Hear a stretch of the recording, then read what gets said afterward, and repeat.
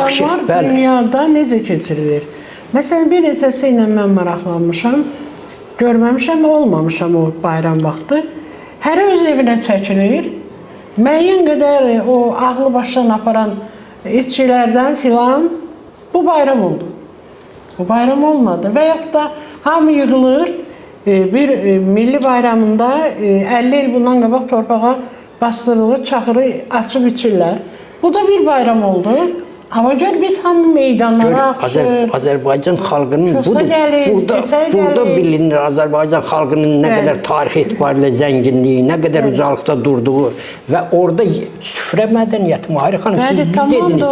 O süfrə mədəniyyətində hər bir Novruz qabağı mərasimlər, o keçirilən mərasimdə Novruz qabağı o süfrənin təşkilində o süfrənin elementləri hamısı yaddaş hadisəsidir. Tarixdir, keçmişdir. Biz o keçmişdən öyrənərək, özümüzdən, əvvəlkilərdən öyrənərək gələcəyə doğru daşıyırıq. Və bizim bu təkcə Azərbaycan ötürücü etnopotensiyanın ötürülməsidir. Etnokulturoloji sistemin bir təfəkkür hadisəsi kimi, bir genetik kod etibarilə təkcə təbii şəkildə yox, həm də özümüzdən asılı olmayaraq genetik kod etibarilə biz buna hazırlaşırıq və o sevinci yaşayırıq. Hətta evimizdə körpələr olur.